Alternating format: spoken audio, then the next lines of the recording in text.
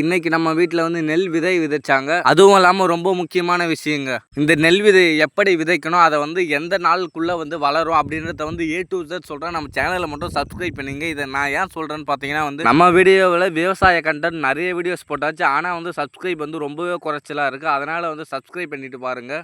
நெல் விதையை வந்து வாங்கிட்டு வந்து 2லேருந்து 3 நாள் வரைக்கும் தண்ணியில் வந்து முழுமையாக வந்து ஊற வைக்கணுங்க. ஊற வச்சு முடிச்சிட்டு பிறகு அதை வந்து நம்ம எந்த இடத்துல விதைக்க போகிறோமோ அந்த இடத்த வந்து ரொம்பவே வந்து நல்லா வந்து உழுதுனாங்க.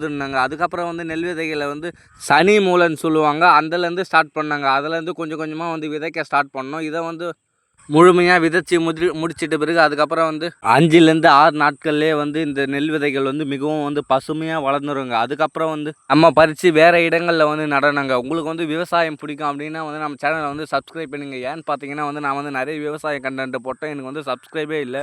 அதுக்கப்புறம் வந்து விதைச்சி முடிச்சிட்ட பிறகு நாங்கள் வந்து அதை சுற்றி வந்து வேலி கட்ட ஆரம்பிச்சிடுங்க. வேலி கட்டி முடிச்சிட்ட பிறகு நாங்கள் வந்து வீட்டுக்கு கிளம்ப ஆரம்பிச்சிட்டோங்க. நம்ம சேனலை வந்து சப்ஸ்கிரைப் பண்ணாலும் சப்ஸ்கிரைப் பண்ணுங்கள். உங்கள் ஃபீனிக்ஸ் அரவிந்த். டாட்டா பாய் பாய்.